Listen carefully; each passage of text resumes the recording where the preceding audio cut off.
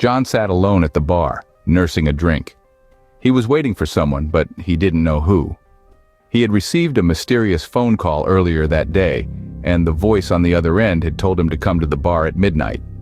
John didn't know why he had agreed to come. He didn't even know who the voice on the other end of the phone was.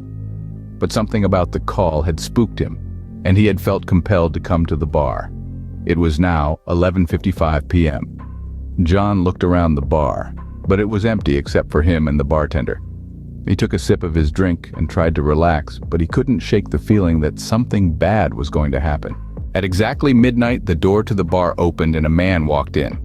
He was tall and thin with dark hair and piercing green eyes. He was wearing a black trench coat and sunglasses, even though it was dark outside. The man walked up to the bar and sat down next to John. He ordered a drink and then turned to John. "You're John?" he asked. John nodded. "The voice on the phone?" John nodded again. "I need your help," the man said. "Someone is trying to kill me." John stared at the man for a moment.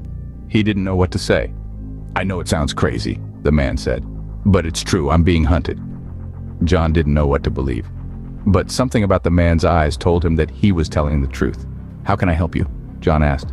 "I need you to take me out of here," the man said. "I need to get away from them." John hesitated. He didn't know who this man was, or what he was getting himself into, but he couldn't just leave him there. "Okay," John said, "I'll help you." John stood up and finished his drink. The man stood up and followed him. They walked out of the bar and into the night. They hadn't walked more than a block when they heard a noise behind them. John turned around and saw a black car following them. "Run!" the man shouted. John and the man ran down the street. The car chased after them. John could hear the sound of tires screeching and the engine roaring. John and the man ran as fast as they could, but the car was gaining on them. John could see the headlights getting closer and closer. Suddenly the man tripped and fell. John stopped to help him up, but the car was right behind them. John could see the driver pointing a gun out the window. John pushed the man to the ground and shielded him with his body. He closed his eyes and waited for the end.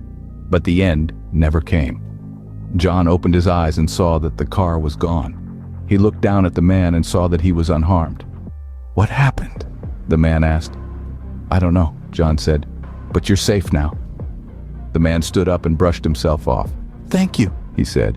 "I owe you my life." "You're welcome," John said. The man looked at John for a moment. Then he turned and walked away. John watched him go. Then he turned and walked in the opposite direction.